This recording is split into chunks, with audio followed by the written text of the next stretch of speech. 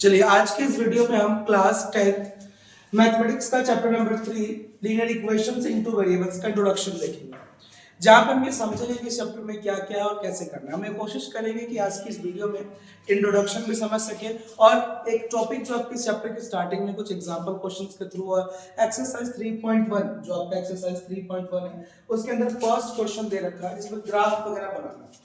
वो ग्राफ का टॉपिक आज हम समझने का प्रयास करेंगे। नेक्स्ट वीडियो से फिर इसके आगे के कॉन्सेप्ट हम स्टार्ट करेंगे। देखिए इस चैप्टर में आपको पहले समझना है कि लीनियर इक्वेशन इनटू वेरिएबल्स होता क्या है। आपने लास्ट क्लास में जब आप क्लास 9th में थे तो वहां आपने लीनियर इक्वेशंस को समझा था, linear equations into variables. Same chapter था आपके पास ये वहां भी, बट वहां पे क्या था, वहां पे बिल्कुल बेसिक इंट्रो हमने सीखा था क्लास 9 में, जहां हमने ये जाना था कि लीनियर इक्वेशन की स्टैंडर्ड फॉर्म क्या होती है।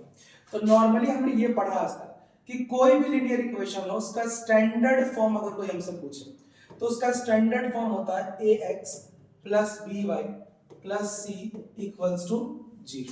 ये उसका बेसिक इंट्रोडक्शन हमने देखा था, जहां हमने देखा था कि a जो होता है वो हमेशा x वेरिएबल का कोएफिशिएंट होगा, b जो होता है हमेशा वो y वेरिएबल का कोएफिशिएंट होगा, इसमें y के साथ है, और c एक कांस्टेंट टर्म होता है और सब कुछ लेफ्ट साइड में होना चाहिए, इक्वल्स में हमेशा क्या होना चाहिए, 0 होना चाहिए।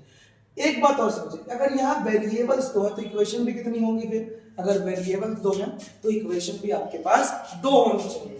इसीलिए हम यहाँ पर दो इक्वेशन मानेंगे, एक तो ये होगा हमारा, दूसरा भी मैं सेम ही मान लेता हूँ ax plus by plus c equals to 0। Equation तो सेम हो गई बट सर कंफ्यूजन नहीं, चलो वेरिएबल x y है वो समझ में आता है, ये a b c की वैल्यूज तो अलग अलग हो सकती है, हो सकती है, इसलिए फर्स्ट इक्वेशन में हम इसे a1x b1y और c1 मानेंगे, सेकंड इक्वेशन में इसे a2x b2y और इसे c2 मानेंगे। समझ में आ गया? ये a1 b1 c1 क्या होगा, पहली इक्वेशन के कोएफिशिएंट्स वगैरह, a2 b2 c2 क्या होगा, दूसरी इक्वेशन के कोएफिशिएंट्स वगैरह। ठीक है, ये हो गया लीनियर इक्वेशन। अब इनके बीच में कुछ रिलेशंस भी होते हैं। कैसे रिलेशंस? देखिए जब हम ग्राफ बनाएंगे तो इसका भी एक लाइन बनेगा, इसका भी एक लाइन बनेगा, तो कंडीशन नंबर 1, पहली कंडीशन हो सकती है कि जो आपकी लाइंस हो वो इस तरीके से एक दूसरे को काट दें। ठीक है, अगर वो एक दूसरे को इस तरीके से काट रही है, प्रतिच्छेद कर रही है, यानी इंटरसेक्ट कर रही है, इंटरसेक्टिंग लाइंस हो जाए, इंटरसेक्टिंग लाइंस। अगर वो इंटरसेक्टिंग लाइन है तो कंडीशन ये होगी उस केस में कि आपका a1 बाय a2, यानी ये a1 और ये a2 का रेशियो, और इधर से b1 बाय b2 का रेशियो करूं तो ये दोनों रेशियो बराबर नहीं आना चाहिए, और अगर बराबर नहीं आता तो फिर c1 को चेक भी नहीं करना, बस यही दो, a1 बाय a2 और b1 बाय b2 ये बराबर नहीं होगा। अगर नहीं है तो लाइंस कैसे इंटरसेक्टिंग होगी, वो एक जगह पर इस तरीके से काट रही। सेकंड कंडीशन, ऐसा भी हो सकता है कि एक लाइन हो और उसी के ऊपर ये दूसरी लाइन भी है। ऐसी लाइनों को हम लोग यहाँ पर कोइंसिडेंट लाइंस या फिर संपाती रेखा कहते हैं, कोइंसिडेंट लाइंस या संपाती रेखा। इनकी कंडीशन क्या होगी, इनकी कंडीशन में a1 bye a2, b1 bye b2 और c1 बाय c2 आ जाए। ठीक है, थर्ड कंडीशन, थर्ड कंडीशन कहता है कि लाइंस ऐसी भी तो हो सकती हैं जो एक दूसरे को काटे ही नहीं, यानी सीधा पैरेलल या समांतर चली जाए। हाँ बिल्कुल हो सकती है, इन लाइनों को हम लोग पैरेलल लाइंस कहते हैं, पैरेलल लाइंस।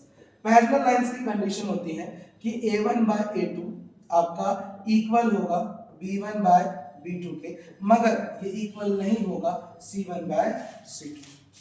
ठीक है, यानी पहले आपने a1 बाय a2 करा फिर b1 बाय b2 करेंगे, अगर दोनों बराबर नहीं आता है तो लाइन इंटरसेक्टिंग होगा, पहली कंडीशन। अगर दोनों गलती से बराबर आ जाए तो फिर c1 बाय c2 भी चेक करो, अगर c1 बाय c2 भी बराबर है तो लाइन कांस्टेंट होगा, बराबर नहीं आता है तो लाइन पैरेलल होगा।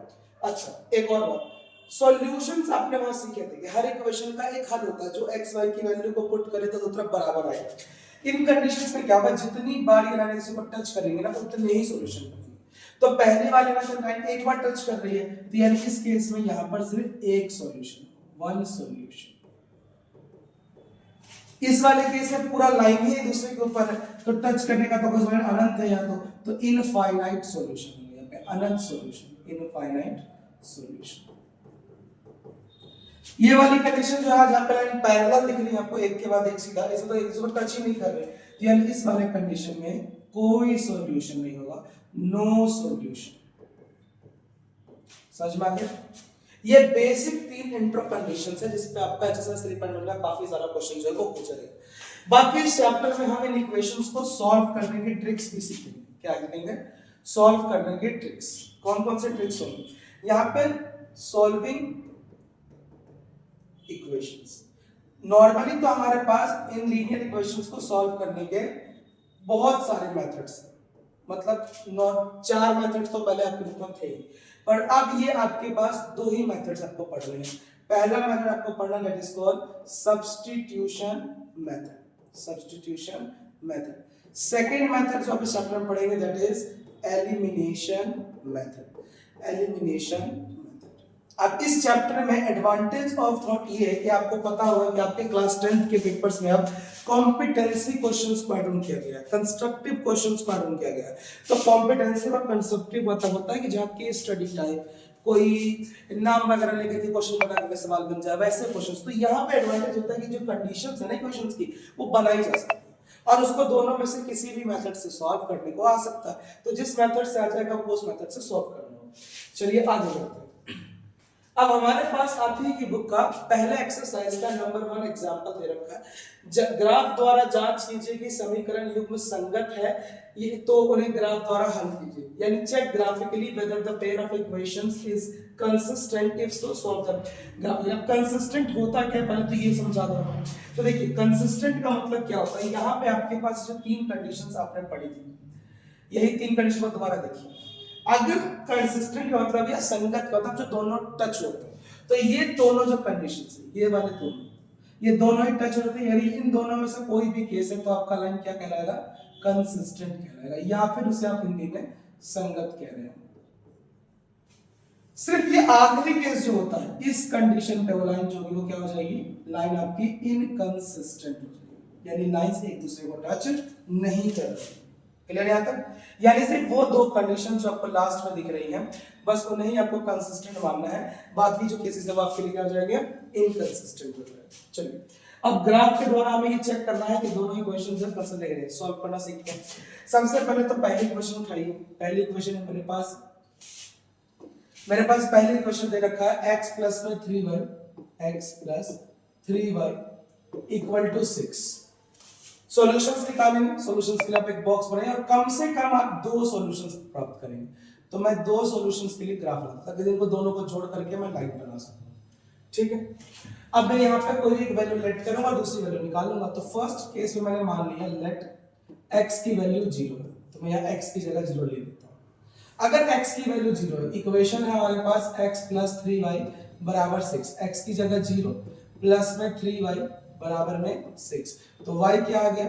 y यहाँ प्लस का 3 उधर जाएगा, मल्टीप्लाई में 3 उधर जाएगा तो डिवाइड में 3 पहुंच जाएगा, 3 2 जा 6, तो y की वैल्यू कितनी आ गई? 2। अगर x 0 है तो y कितना होगा? 2। ऐसे ही अगर मैं सेकंड केस में मैं मान लेता हूं लेट x बराबर x बराबर में यहाँ पर लेट सपोज मैं 3 मान लेता हूँ। x की वैल्यू कितनी है? 3 है। तो इक्वेशन क्या है हमारे पास? x प्लस में 3y बराबर में 6, तो x की जगह प्लस क्या आ जाएगा? 3 आ जाएगा। तो 3 प्लस 3y बराबर 6, 3 को उधर लेके जाएंगे तो 3y बराबर, ये प्लस का 3 था उधर गया तो माइनस का 3, 6 में से 3 गया, बचा आपके पास यहाँ पर 3। अब ये मल्टीप्लाई का 3 उधर जाएगा तो डिवाइड में पहुंच जाएगा, 3 को 3 से डिवाइड करेंगे तो आंसर आ गया 1। यानी अगर x की वैल्यू 3 है तो y की वैल्यू 1 है। दो सॉल्यूशन निकल गए। ऐसे ही आपको दूसरी इक्वेशन के साथ भी करना है। दूसरी इक्वेशन क्या है आपके पास? दूसरी इक्वेशन है हमारे पास 2x माइनस 3y इक्वल में 12। फिर से वही बॉक्स बनाइए, कम से कम 2 सॉल्यूशंस, तो x और y लीजिए और 2 सॉल्यूशन के लिए 2 बॉक्सेस बना दीजिए। पहली कंडीशन से मैं x को क्या मान लेता हूँ? अच्छा रिलेट कुछ भी कर सकते हैं यार, कुछ भी मान सकते हैं। मेरा मन था 0 3 रखने का, मैं रखा। आपका मन करे 0 0 रखना है, फिर 1 1 रखना है, 2 2 रखना है, जो रख रहे हैं, बस वैल्यूज अलग अलग रखनी है। तो मैंने मान लिया लेट x की वैल्यू 0 है, y की भी मान सकते हैं, हम मान सकते हैं, कोई दिक्कत नहीं। तो मैंने मान लिया x की वैल्यू 0। इक्वेशन क्या है? 2x माइनस 3y बराबर 12। x की जगह 0 रखेंगे, माइनस का 3y इक्वल में 12 आ गया, 2 0 0 खत्म, तो माइनस 3y बराबर 12। तो y की वैल्यू यहाँ मल्टीप्लाई का उधर जाओ, डिवाइड है -3, डिवाइड करेंगे तो 3 4 12 और माइनस का माइनस, तो y आ गया मेरे पास -4। यानी अगर x 0 है तो y की वैल्यू -4। ऐसे ही दूसरी वैल्यू हम मान लेते हैं कि लेट y बराबर 0। इस बार मैं y को मान लेता हूँ कि y क्या है 0। y 0 है, इक्वेशन क्या था 2x 3y बराबर 12। y की जगह 0 आएगा तो 2x 3y की जगह 0 बराबर में 12। ये तो खत्म हो गया, तो 2x बराबर 12। तो x की वैल्यू कितनी हो जाएगी 12 डिवाइड में 2 यानी कि 6। यानी अगर y 0 है तो कितना आ गया 6 आ गया। निकाल लिया आपने दोनों वैल्यूज। अब ग्राफ बनाते हैं। ग्राफ बनाने के लिए सेम वही, हम अपना स्केल वगैरह उठाइए। सबसे पहले y एक्सिस और x एक्सिस को ड्रॉ करेंगे। आपका y एक्सिस और x एक्सिस जो है वो आपसे ड्रॉ कर लेंगे। तो मैंने मान लिया कि मेरा y एक्सिस है और ये मेरे पास x एक्सिस है। जी मैंने दोनों ग्राफ लाइंस बना लिए हैं। इसके बाद आप इस पे वैल्यूज पुट करेंगे। दैट सपोज ये 0 है आपके पास, फिर ये 1 2 3 4 5 6 7 8 9 10। सेम इसी तरह से माइनस की तरफ भी कर लेंगे। -1 -2 -3 -4 -5 -6 -7 -8। प्लस की तरफ भी 1 2 3 4 5 6 7 8 9 10। नीचे भी -1 -2 -3 -4 -5 -6 -7।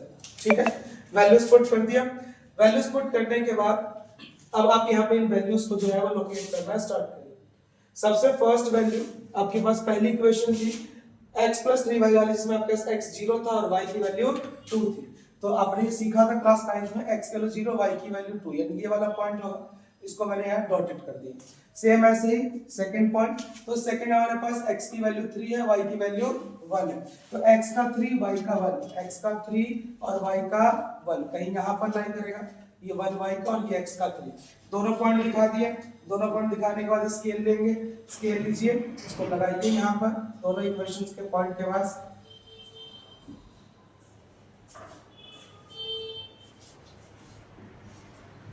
रख दिया आपने। अब इसके बाद यहाँ पर एक लाइन ड्रॉ कर दीजिए। ये हो गई आपके पास इक्वेशन की लाइन रेडी, जो आपके दोनों ही पॉइंट्स को पास ऑन करते हुए जाएगी। दोनों तरफ एरोस बनाइए। जो इक्वेशन था वो इक्वेशन लिख देना है। मेरे पास इक्वेशन थी कहती है x + 3y = 6। दोनों या तो नीचे पॉइंट पे लिख दीजिए या वहां पे कहीं भी लिख दीजिए x + 3y = 6। ये हो गया आपका फर्स्ट इक्वेशन का लाइन। अब ऐसे ही सेकंड इक्वेशन की लाइन बनाएंगे। तो सेकंड इक्वेशन की लाइन देखो अगर मैं, तो सेकंड इक्वेशन में हमारे पास पहले वैल्यू x का 0 y का -4। तो x का 0 y का -4 यानी ये वाला पॉइंट होगा x का 0 y का -4। फिर दूसरा आपके पास x का 6 y का 0। तो x की वैल्यू 6 कहां पे, ये रहा y का 0, यानी यही वाला पॉइंट होगा। वापस से स्केल लीजिए और यहां पर रख करके ऐसे दोनों पॉइंट को ड्रॉ कर दीजिए।